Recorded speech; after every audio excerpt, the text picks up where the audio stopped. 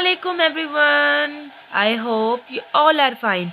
Okay, now open your Maths Magic book of class 7, page number 40, exercise 3.3.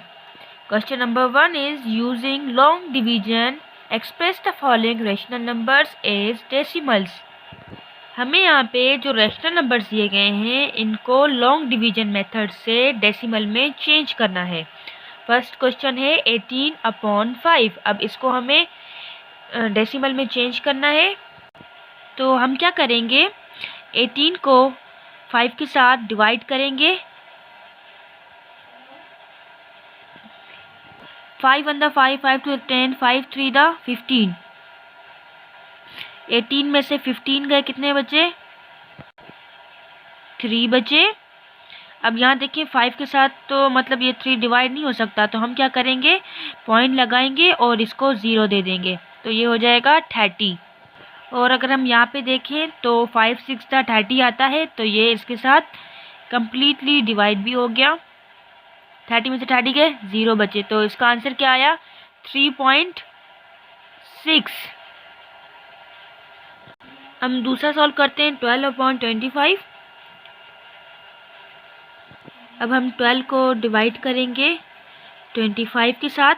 अगर हम यहाँ देखें तो 25 जो है वो 12 से बड़ा है, तो 25 की टेबल तो इसके ऊपर नहीं लग रही, तो हम क्या करेंगे, 0 पॉइंट लगाकर इसको एक 0 दे देंगे।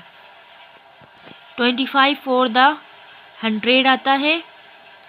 120 में से 100 गए, 20 बचे, पॉइंट लगा हुआ है, हम 0 दे देंगे। 25 8 200 आता है, तो 200 में से 200 गए, 0 0 बचे, तो इसका आंसर क्या हुआ, 0.48।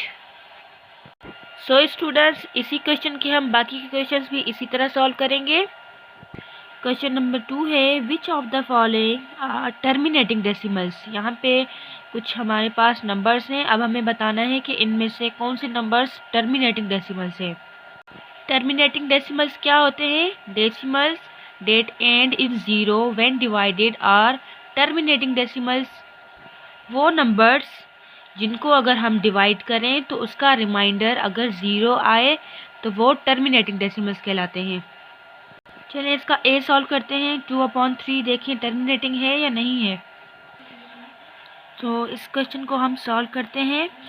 2 को हम अंदर रखेंगे और 3 बाहर रखेंगे। अब ये इसके साथ डिवाइड तो नहीं हो सकता क्योंकि 2 छोटा है, तो हम क्या करेंगे, 0 पॉइंट लगा के इसको 0 दे देंगे। 3 6 18। 20 में से 18 गए, 2 बचे, पॉइंट लगा हुआ है, हम 0 दे देंगे। 3 6 18, फिर पॉइंट लगा हुआ है, हम 0 दे दें। 20 में से 18 गए, 2 बचे, पॉइंट लगा हुआ है, 0 दे देंगे। मतलब ये तो बढ़ता ही जा रहा है, इसका कोई एंड नहीं है। तो ये क्या है, ये टर्मिनेटिंग डेसिमल नहीं है क्योंकि इसका कोई एंड नहीं है। चलिए इसका बी सॉल्व करते हैं। 1 हम अंदर लिखेंगे और 12 को बाहर लिखेंगे। अब यहाँ पे देखें तो 12 जो है 1 से बड़ा है, तो ये इसके साथ डिवाइड नहीं हो रहा, तो हम क्या करेंगे, 0 पॉइंट लगा के इसको 0 दे देंगे। लेकिन ये फिर भी डिवाइड नहीं हो रहा क्योंकि 10 जो है 12 से छोटा है, पॉइंट लगा हुआ है, लेकिन हम यहाँ पे एक और 0 दे के फिर इसको एक 0 दे देंगे, तो ये हो जाएगा 100। अब हम इसको 12 के साथ डिवाइड करेंगे। 12 8 96। 100 में से 96 गए, कितने बचे, 4। यहाँ पे पॉइंट लगा हुआ है, हम इसको 0 दे देंगे। 12 3 36 आता है। 40 में से 36 गए, 4 ही आ गए हमारे पास वापस, फिर पॉइंट लगा हुआ है, हम 0 दे देंगे।